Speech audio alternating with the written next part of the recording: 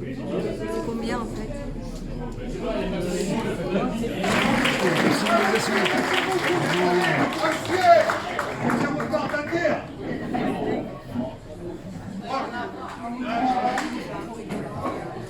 On va commencer bientôt là. On commence le spectacle, je veux savoir qui va voter Macron.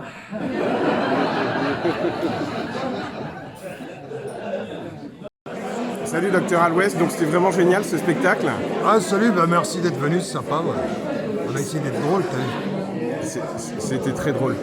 Est-ce que c'est le premier spectacle que tu fais depuis le confinement? Depuis, non, en fait ce qui s'est passé quand ils ont mis en place le pass, j'ai arrêté de jouer parce que je voulais pas participer à cette discrimination du public, tu vois. Et donc là j'ai repris là aujourd'hui quoi, donc 6 mois. On compte pas le meeting que j'ai fait, hein. C'est ça. Voilà. Non, et puis le public était présent, c'est bien, ils ont rigolé. Je vais essayer de jouer un peu dans d'autres villes, tu vois. Et peut-être sur Paris, on va voir, tu vois. Mais c'est toujours un plaisir de jouer, en fait. Je m'amuse vraiment quand je suis sur scène, quoi, tu vois. Est-ce que tu as l'impression d'être un artiste du maquis? Ouais, je pense que de plus en plus, sincèrement, parce qu'en fait, je me suis vraiment... Et attention, mets ta ceinture, ce que je vais te dire. Je me rends compte qu'il y a des gens, finalement, où on n'a franchement rien à faire ensemble. Dans le sens, écoute bien ce que je vais te dire. J'ai certaines valeurs que j'estime, tu vois, à partir du moment où un gouvernement décide de discriminer une partie de la population, je ne peux pas participer à ça, moi. C'est pour ça que j'ai arrêté tout de suite.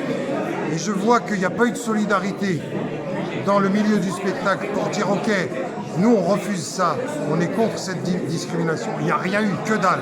Il n'y a pas eu de mouvement. Peut-être quelques personnes isolées, tu vois.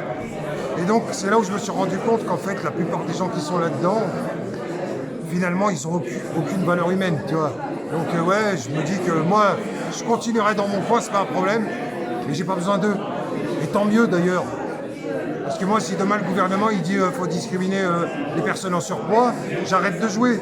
S'il faut discriminer des personnes parce qu'elles sont, tu vois, des problèmes de santé, parce qu'elles sont d'une certaine origine, je dis non, je joue plus. Là, c'était la même chose.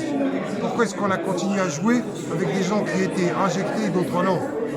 Pour moi, c'est le même principe. Ah ouais. Donc, c'est pour ça que... Sans argument en plus. Ouais. Non, il n'y avait rien. Donc pour moi, c'était pas concevable, j'ai arrêté. C'est pour ça que je te dis que je me rapproche de gens qui pensent à peu près comme moi, qui ont gardé un certain respect des valeurs humaines, tu vois. Et puis les autres, qu'ils aillent se faire foutre. Hein? C'est ça. Ah, voilà. Les prochaines dates, c'est quoi? C'est quand? Écoute, pour l'instant, moi je vais jouer à Avignon le 25 mars, à Montpellier le 26. Je suis en train de contacter plein de salles, plein d'endroits pour essayer de jouer un peu partout. Du temps où il n'y a pas de passe. Ensuite, s'ils le remettent en place, il faudra trouver une autre solution. Mais voilà, maintenant je resterai dans ce mode de jeu. C'est-à-dire qu'on restera des résistants quoi qu'il arrive. On fera rire les gens comme ce soir, tu vois, ceux qui ont tenu le cap, qui font les manifs, qui se bougent pour faire un monde meilleur. J'ai pas envie qu'on me raconte des histoires de complotistes qui valent pas 10 centimes. Les gens qui étaient là ce soir, tous ceux que je croise dans les manifs, c'est que des gens qui ont une super âme. Ils sont là vraiment pour faire avancer les choses, pour qu'on s'entende entre nous. Et en face, on a des connards qui pensent qu'à eux. Donc à partir de là, moi le choix il est vite fait. Je reste avec les gens avec qui moi j'estime qu'on a beaucoup de choses à faire. C'est ça. Voilà.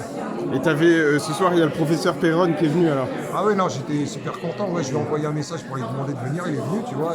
Génial. Voilà. Écoute, il représente quoi. Le mec, ça reste un résistant. Le mec, il est resté droit dans ses bottes. Et puis, il a affronté tout le monde, tous ceux qui étaient contre lui. Et il a tenu le coup. Il s'est pas rabaissé ou quoi. On a besoin de gens comme ça. Là, c'est-à-dire qu'on soit d'accord ou pas avec une personne.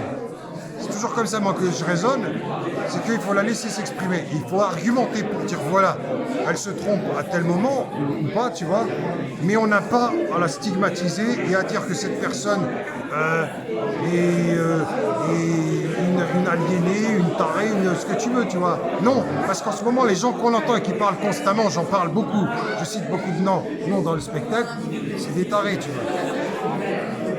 Là, je crois qu'il veut me dire quelque chose. Allez, c'est parti. Merci beaucoup. Hein. Merci beaucoup, en tout cas. Oui. Merci beaucoup, monsieur. Non, il est dans le bureau.